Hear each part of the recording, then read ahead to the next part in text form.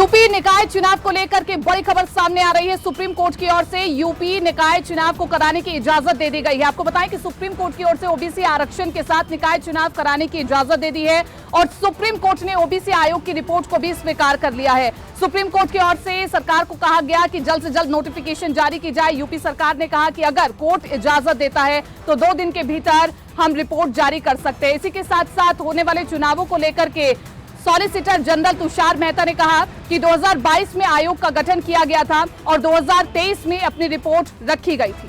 नगर निकाय चुनाव को लेकर समाजवादी कर सकती है बड़ी बैठक और इसी को लेकर सपा के जो बड़े नेता है वो सब तैयारियों में जुटे हुए हैं और रणनीति बना रहे हैं कि किस तरीके से नगर निकाय चुनाव में जीत हासिल करनी है, जिससे जाति समीकरण को लेकर तमाम विचार विमर्श किया जाएगा बैठक में। और इसके अलावा जो 2024 का लोकसभा चुनाव है उसमें भी 80 का लक्ष्य लेते हुए सपा के बड़े नेता इस तरीके से प्लान सेट कर रहे हैं कि नगर निकाय के चुनाव में भी उनको एक अच्छा रिजल्ट देखने को मिले और उसके तुरंत बाद वो लोकसभा चुनाव की तैयारियों में जुट जाएंगे, जिसमें वो जो खास करके जो सपा के बड़े मुद्दे रहे हैं जैसे जाति जनगणना का मुद्दा रहा हो और तमाम बड़े मुद्दों को लेकर सपा लगातार आगे बढ़ रही है। निकाय चुनाव के बाद अब भारतीय जनता पार्टी के सभी मोर्चों में बदलाव किए जाएंगे। यह आपको बता दें कि बीते शनिवार को भूपेन्द्र चौधरी ने अपनी नई टीम का ऐलान किया था और माना जा रहा था कि मोर्चों और क्षेत्रीय जो दल हैं उनमें भी कहीं न कहीं बदलाव की अब गुंजाइश की जाएगी। पर माना जा रहा है कि अब भारतीय जनता पार्टी में जो भी बदलाव होंगे वो निकाय चुनाव के बाद ही होंगे।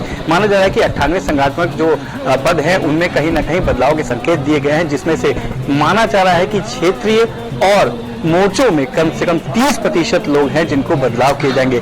तो सबसे बड़ी अहमियत मानी जा रहा है जिनमें माना जाता है जिस तरह से युवा, महिला, ओबीसी, एससी, एसटी जो मोर्चे हैं इनके अध्यक्षों में बदलाव किया जाएगा। वहीं अगर बात करेंगे किसान और अल्पसंख्यक मोर्चों में तो उनके अध्यक्षों को वैसे ही रखने की बात की जा रही है। जिस तरीके से हमने देखा था कि आंशिक बदलाव किए गए थे उत्तर प्रदेश की भारतीय जनता पार्टी में, टीम का नया ऐलान किया गया था, उसी तरह से भारतीय जनता पार्टी के जो संगठन क्षेत्र हैं या प्रदेश के जो और भी मोर्चे हैं उनमें माना जा रहा है कि निकाय चुनाव के बाद बड़ा बदलाव देखने को मिल सकता है। राहुल गांधी की लोकसभा की सदस्यता जाने के बाद कांग्रेस लगातार सरकार पर हमलावर है। एक तरफ सत्याग्रह आंदोलन किया गया तो दूसरी तरफ काले कपड़े पहन के कांग्रेस के तमाम सांसद संसद पहुंचे और यहां गांधी प्रतिमा के सामने काले कपड़े पहन के विरोध प्रदर्शन किया। इस प्रदर्शन में कांग्रेस को अन्य विपक्षी दलों का साथ भी मिल रहा है और कांग्रेस पूरी तरह से एक्टिव होकर सरकार पे हमलावर है।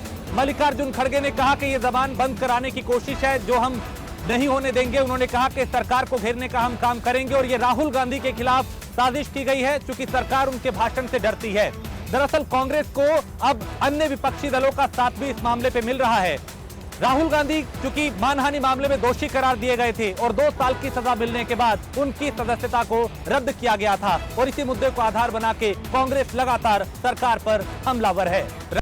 लोकसभा से अयोग्य घोषित होने के बाद लोकसभा आवास समिति ने कांग्रेस नेता राहुल गांधी को सरकार द्वारा आवंटित बंगले को खाली करने का नोटिस दिया है। जी हां, आपको बता दें कि कांग्रेस नेता राहुल गांधी को 22 अप्रैल को ये जो बंगला है वो खाली करना पड़ेगा। वहीं बीते शुक्रवार को लोकसभा सचिवालय ने कांग्रेस सांसद राहुल गांधी की लोकसभा से सदस्यता को रद्द कर दिया था।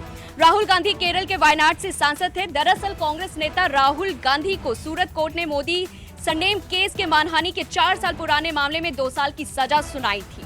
अब आपको बता दें कि राहुल गांधी को ये जो बंगला था ये 2004 में आवंटित किया गया था और ये जो बंगला है वो राहुल गांधी के नाम पर है और ये जो बंगला आवंटित किया गया था वो 2004 में आवंटित किया गया था जब अमेठी से राहुल गांधी सांसद बने थे।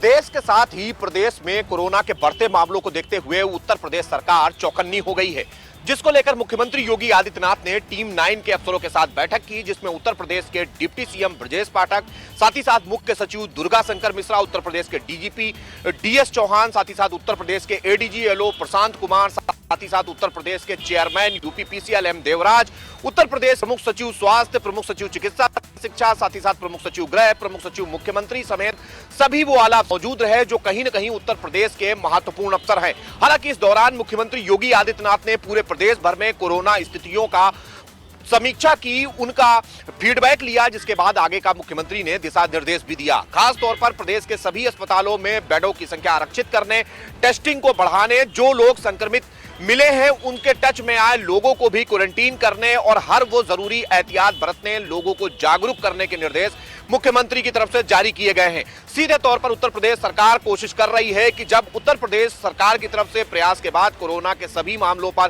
पूरी तरीके से काबू पा लिया गया था, उसके बाद बढ़ते हुए केसेस कहीं न कहीं चिंता जरूर बढ़ा रहे हैं, जिसको लेकर जरूरत है उत्तर प्रदेश में अवेयरनेस की और हर वो जरूरी कदम उठाने की जिसमें अस्पतालों में व्यवस्थाओं से लेकर हर दवाइयां भी उपलब्ध रहें।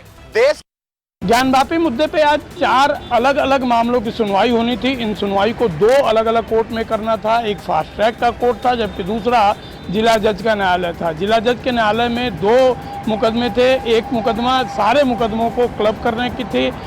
ये तर्क दिया गया था कि इस मुकदमे को एक करने से न केवल समय की बचत होगी बल्कि जो बाकी के ऊर्जा हैं उन चीज़ों की भी बचत होगी, लिहाजा पूरे मामले को एक साथ कर दिया जाए। लेकिन इस मामले पे यदि ध्यान से देखा जाए तो 13 तारीख को फैसला को सुरक्षित किया गया था।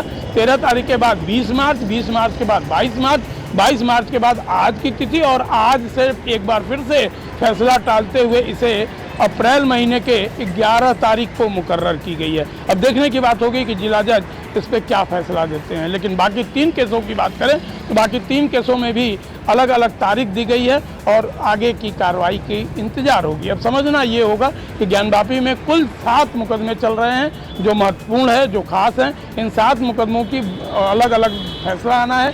सिर्फ क्लब करने का जो फैसला था वो आज आना था, जिसे एक बार फिर से टाल दिया गया है। 69,000 शिक्षक भर्ती मामले में एक बार फिर अभ्यर्थियों ने बेसिक शिक्षा मंत्री संदीप सिंह का आवास को घेराव किया। हालांकि प्रदर्शन उत्तर प्रदेश के 75 जिलों से अभ्यर्थी आज जो है यहाँ पे पहुंचे हुए थे। ये इनका कहना है साफ तौर पे कि हमारी मांगों को लेकर के सरकार ने हमारी तरफ से कोई पैरवी, जिसको लेकर के इन अभ्यर्थियों ने आक्रोश में आकर के इससे पहले भी कई बार जो है संदीप सिंह का जो बेसिक शिक्षा मंत्री है उनके घरों का आवास का घेराव कर चुके हैं और विधानसभा और इको गार्डन जैसी जगहों पर लगातार प्रदर्शन करते चले आ रहे हैं। हालांकि उनका आरक्षण को लेकर के अपनी मांगों को लेकर के डटे हुए हैं कि सरकार इस पे पैरवी करे और हमें कोर्ट से जो है फैसला सुनाया जाए। तो ऐसे में एक बार फिर अभ्यर्थियों ने बेसिक शिक्षा मंत्री के आवास का घेराव किया है और अपनी तमाम मांगों को लेकर के धरना प्रदर्शन करते रहे हैं और पुलिस ने बैरिकेडिंग लगा करके फिलहाल उन्हें वहां से हटा करके इको गार्डन भेज दिया है। लेकिन अब देखना यह होगा कि अभ्यर्थी फिर इसी तरीके से क्या प्रदर्शन करते रहे। बिहार के पटना के सबसे बड़े होटल में मौर्य होटल का नाम आता है, जो कि हमेशा विवादों से घिरा रहता है। फिर अभी देखने को मिला कि बीते शनिवार को ईडी की छापेमारी होती है होटल मौर्य में। हालांकि होटल मौर्य के मालिक उस समय उपलब्ध नहीं थे यहाँ पे, जिसके वजह से इस होटल के जो अधिकारी हैं, जो स्टाफ है, उनसे ईडी के द्वारा पूछताछ की गई। हालांकि ईडी की छापेमारी शनिवार और रविवार 2 दिन हुई। इसके साथ ही होटल के मालिक एसपी सिन्हा के कई ठिकानों और कई आवासों पे भी छापेमारी लगातार चलती रही। सूत्रों के हवाले से ये बताया जाता है कि ये मामला प्रयागराज, यूपी के प्रयागराज का $9,000 के ठगी के वजह से ये छापेमारी यहाँ पे हुई, जिसका तार जुड़ा हुआ था प्रयागराज से यहाँ होटल मौर्य तक, जिसकी छापेमारी लगातार चलती है। हालांकि होटल मौर्य के बारे में हमेशा चर्चित में रहा है होटल मौर्य, जिसमें बड़े बड़े अधिकारी जितने होते हैं उन लोगों का फंक्शन यहाँ पे होता है, बड़े नेता होते हैं उनका फंक्शन यहाँ पे रहता है। तो इस तरह से होटल मौर्य हमेशा चर्चा में रहता है। इसकी वजह से फिर अभी ईडी की छापेमारी हो जाने की वजह से चर्चे का विषय बन गया है ये होटल मौर्य। बिहार उत्तर प्रदेश सरकार में मंत्री और महाराजगंज जिले के प्रभारी मंत्री दयाशंकर मिश्रा दयालु आज महाराजगंज जिले के दौरे पे थे। उन्होंने योगी सरकार पार्ट 2 की आज 1 साल पूरे होने पे अधिकारियों समेत तमाम जिले के सभी विधायकों के साथ समीक्षा बैठक की। विधायक समेत जिले के आला अफसरों को आवश्यक दिशा निर्देश दिए। प्रभारी मंत्री ने जिले की समीक्षा बैठक की, उसमें विकास कार्यों समेत तमाम जो योजनाएं हैं सरकार की किस तरीके से क्रियान्वित हो रही हैं उसको लेके आवश्यक दिशा निर्देश दिए। वहीं पुलिसिंग व्यवस्था किस तरीके की है उसको भी चुस्त दुरुस्त रखने के लिए आवश्यक दिशा निर्देश दिए। बाहुबली नेता अतीक अहमद गुजरात की साबरमती जेल से निकलकर आखिरकार प्रयागराज के नैनी सेंट्रल जेल पहुंच गया। आपको बता दें, यूपी पुलिस की एक टीम अतीक अहमद को कल शाम के 5:40 पर साबरमती जेल से लेकर निकली थी। तकरीबन 1300 किलोमीटर का सफर तय करने के बाद आखिरकार यूपी पुलिस की टीम अतीक को नैनी जेल पहुंचा दी है। उमेश पाल अपहरण कांड में अतीक अहमद आरोपी है। 28 मार्च को कोर्ट इस मामले पर अपना फैसला सुनाएगी, जी हां, आपको ये भी बता दें कि अतीक अहमद का छोटा भाई खालिद अजीम उर्फ अशरफ भी इस केस में आरोपी है और फिलहाल अशरफ को बरेली जेल से नैनी जेल शिफ्ट किया जा चुका है। रामपुर में आज कमिश्नर मुरादाबाद अरंजन कुमार सिंह ने कई योजनाओं का शिलान्यास किया, साथ ही नगर पालिका द्वारा कराए गए विकास कार्यों का लोकार्पण किया। साथ ही उन्होंने कलेक्ट्रेट परिसर का मुआयना करने के बाद उन कमियों को देखा जो कलेक्ट्रेट परिसर में थी, जिस पर उन्होंने बात करते हुए कहा कि यहाँ जो कमियां हैं वो शासन स्तर से मदद लेने के बाद उनको पूरा किया जाएगा। साथ ही जो कमियां रह गई हैं रामपुर के विकास में उनको जल्द ही पूरा कराया जाएगा। कमिश्नर मुरादाबाद ने बात करते हुए कहा कि रामपुर के विकास में कोई कमी नहीं छोड़ी जाएगी, चाहे रामपुर के चाकू चौराहे का मामला हो या फिर और विकास कार्य की चीजें हो, वो लगातार रामपुर में होंगी और साथ ही रामपुर का नाम पूरी दुनिया में बिल्कुल अलग पहचान रखेगा, क्योंकि रामपुर जो है वो ऐतिहासिक जिला है और ऐतिहासिक चीजें यहाँ हैं। यहाँ रजा लाइब्रेरी से लेकर रामपुरी चाकू तक मशहूर है। दुनिया का सबसे बड़ा 24 फीट लंबा चाकू रामपुर के अंदर लगा है, जिसका शिलान्यास और लोकार्पण कमिश्नर मुरादाबाद अरंजन कुमार सिंह ने किया था। चलाई जा रही हैं, उसी को लेकर आज जो है APS इंटरनेशनल स्कूल में प्रोग्राम हुए। मिशन शक्ति, साइबर कैंप, जो अपराध लगातार जो बढ़ती जा रही हैं उसको लेकर जो है बार बार प्रयास किया जा रहा है किस तरीका से इसे रोका जाए। उसी को लेकर आज बहुत बड़ा प्रोग्राम हुआ, रैली निकाली गई स्कूल की तरफ से, जागरूक करने के लिए अभियान चलाए जा रहे हैं। बरेली से अपर महानिदेशक आए हुए थे PC मीणा जी, उनके द्वारा पूरा कार्यक्रम किया गया था।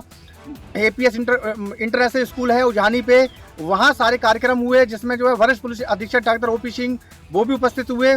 कार्यक्रम में जो है बाइक रैली निकाली गई पुलिस महिलाओं द्वारा, पूरा जागरूक करने के लिए पूरा कस्बा उजानी में उसके लिए घुमाया गया कि जो घटनाएं हो रही हैं, आए दिन जो घटनाएं जो है बढ़ रही हैं, उसे किस तरीका से रोका जाए। मेरठ के कमिश्नरी चौराहे पर आज किसान धरने पर बैठ गए। देखा जाए तो किसानों के लिए काफी समस्या है। अपनी समस्याओं का निदान के लिए कमिश्नर को ज्ञापन सौंपने के लिए मेरठ कमिश्नरी कार्यालय पर पहुंचे थे किसान।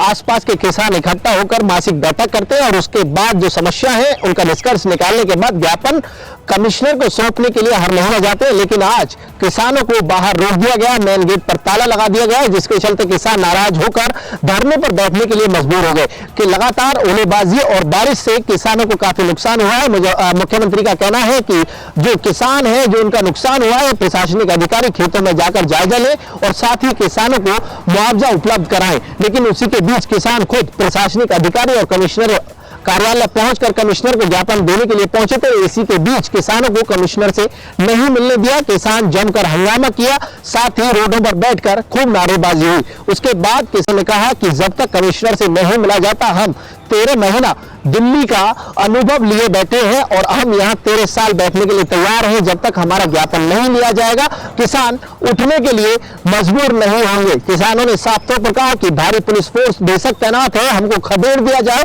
लेकिन हम मौके छोड़कर नहीं हटेंगे। उसी के बीच कई थाने की फोर्स मौके पर तैनात की गई। क्षेत्र अधिकारी ने मोर्चा संभालते हुए किसानों को शांत कराया, साथ ही ज्ञापन लेने के बाद तुरंत जो उनकी मांग है उन पर कार्रवाई का आश्वासन दिया है।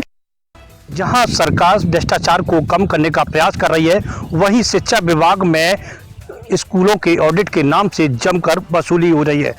मामला आगरा के एडिड स्कूलों का है, जहां पर स्कूलों को एडिड के नाम से 5,000 रुपये की वसूली का खेल सामने आया है। इस पूरे मामले में यहां पर अकाउंटेंट योगेश कुमार से लगातार वार्तालाप की, लेकिन योगेश कुमार जी ने उस फ़ोन को उठाना वाजिब नहीं समझा। कई बार फ़ोन उठाने के बाद योगेश जी फ़ोन उठाने में वाजिब नज़र नहीं आ रहे हैं। कई बार फ़ोन उठाने के बाद योगेश जी इस पूरे मामले पर बोलने के लिए तैयार नहीं है। इस पूरे मामले को हमने लेखाकार कार्यालय के पास आए स्कूल के प्रबंधक प्रधानाचार्यों से वार्तालाप की तो कैमरे में कैद हुई तस्वीर उनका कहना था कि स्कूल के ऑडिट के नाम से 5,000 रुपये का खेल सामने आया है। अब देखने वाली बात यह है कि सरकार में भ्रष्टाचार पर कब अंकुश लगेगा, कब इस प्रकार की वसूली पर लगाम लगेगी।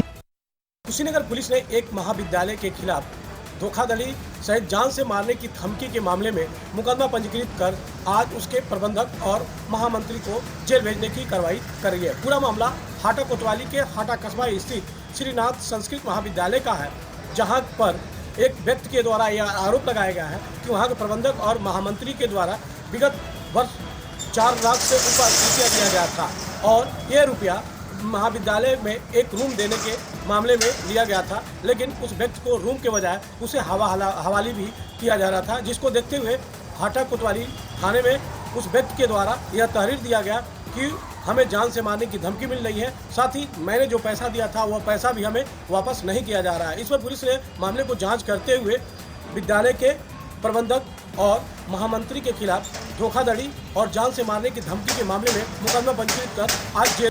खबर जनपद पीलीभीत से पूरनपुर द किसान सहकारी चीनी मिल से है, जहां पर 250 टोकन काटने के बाद गन्ना किसानों का गन्ना तोलने से मना कर दिया गया। वहीं किसानों ने धरना प्रदर्शन शुरू कर दिया और जीएम के आवास का भी घेराव कर लिया। आपको बता दें, 250 टोकन काटने के बाद एक फरमान जारी किया और कहा कि अब ये गन्ना नहीं तोला जाएगा क्योंकि ये गन्ना रिजेक्ट है। 250 टोकन कटने के बाद रिजेक्ट होने की बात से जितने भी किसान थे आक्रोशित हो गए और वहां चीनी मिल गेट पर ही धरना प्रदर्शन शुरू कर दिया। जैसे ही धरने की सूचना प्रशासन को लगी तो वहां पुलिस प्रशासन के साथ एसडीएम भी मौके पर पहुंचे और किसानों को मनाने की कवायद शुरू कर दी। आपको बता दें, किसानों का कहना है कि जब टोकन काटने के बाद मेरा गन्ना भी सही है, रिजेक्ट नहीं है, उसके बाद भी रिजेक्ट किया जा रहा है। तो वहीं 30 मार्च लास्ट डेट है चीनी मिल के द्वारा, यानी 30 मार्च को चीनी मिल बंद कर दी जाएगी और इससे किसानों में काफी समस्याएं भी खड़ी हो रही हैं। और वहीं 4-4 घंटे की टोल बंद करके टोकन काटने के बाद टोल बंद करने की बात की जा रही है, जिससे किसानों में काफी रोष था। यूपी के फर्रुखाबाद में अवैध अस्पताल संचालक अपनी मनमानी पर उतारू नजर आ रहे हैं। वहीं आज ताजा मामला फर्रुखाबाद के कमालगंज क्षेत्र स्थित खुशबू हॉस्पिटल में देखने को मिला। यहाँ झोला छाप डॉक्टरों की वजह से खुशबू हॉस्पिटल में एक 7 वर्षीय बच्चे की मौत हो गई। वहीं अस्पताल संचालक वहां से फरार हो गया। वहीं बच्ची के परिजनों ने बताया कि बुखार आने पर डॉक्टर ने बोतलें लगाई थी। वहीं स्वास्थ्य विभाग की बड़ी लापरवाही देखने को मिली है। वहीं सीएमओ फर्रुखाबाद अवैध अस्पतालों पर कोई भी कार्रवाई नहीं कर पा रहे हैं। यूपी के सहारनपुर थाना मिर्जापुर को उस वक्त बड़ी सफलता हाथ लगी जब पुलिस ने जाली नोटों के साथ एक महिला समेत 3 लोग गिरफ्तार कर लिए। दरअसल थाना मिर्जापुर इलाके के साकुमरी देवी मंदिर में मेला लगा हुआ है और इसी मेले के दौरान पुलिस को सूचना मिली कि 3 लोग जाली नोटों के साथ घूम रहे हैं। जब पुलिस मौके पर पहुंची तो पुलिस ने एक महिला समेत 3 लोग गिरफ्तार किए, जिनके कब्जे से 82,000 रुपये और नकली नोट बनाने के उपकरण समेत एक कार बरामद हुई है। फिलहाल पुलिस ने तीनों को गिरफ्तार किया और जब इनसे पूछताछ की तो बताया कि ये लोग काफ़ी टाइम से जाली नोट का धंधा कर रहे थे। फिलहाल पुलिस ने तीनों आरोपियों को कार्रवाई कर। उत्तर प्रदेश सरकार व स्वास्थ्य मंत्री ब्रजेश पाठक लगातार स्वास्थ्य सेवाओं को बेहतर करने का दावा कर रहे हैं, लेकिन अगर जमीनी हकीकत देखी जाए तो उसके विपरीत काम हो रहा है। चौबेपुर में एक महिला खाना बनाते झुलस जाती है और वो इलाज के लिए पहले CSC जाती है, वहाँ तो उसको रेफर करता है हैलेट। जब हैलेट पहुँचते तो वहाँ के डॉक्टर ने इलाज करने से मना कर दिया। फिर उछला पहुँचती तो वहाँ पर भी उसका इलाज नहीं होता, उसका लखनऊ रेफर कर दिया गया। इस तरह 16 घंटे एक आग की झुलसी महिला इलाज के लिए भटकती रही, लेकिन उसकी सुनवाई कहीं नहीं हुई। जो पत्थर दिल डॉक्टर का दिल भी नहीं पसीजा। अब सवाल यह उठ रहा है कि जिस तरह के दावे स्वास्थ्य विभाग के अधिकारी कर रहे हैं, क्या वो दावे अब सही साबित होंगे? क्या एक गरीब मरीज को इलाज मिल पाएगा? यह एक बड़ा सवाल खड़ा करता है। लेकिन इस पूरी प्रक्रिया पर जो यह महिला के साथ हुआ है, जिन डॉक्टरों ने उसका इलाज नहीं किया, उसको सिर्फ टहलाते रहे 16 घंटे तक, क्या उन डॉक्टरों पर कार्रवाई होगी जिन्होंने उस महिला का इलाज करने से मना किया था? अब यह एक बड़ा सवाल खड़ा होता है। फिलहाल इस पूरे प्रकरण में जो महिला आग की जली थी, उसके पति ने आरोप लगाया है उन सभी डॉक्टरों पर जिन्होंने उसका इलाज करने से मना किया था।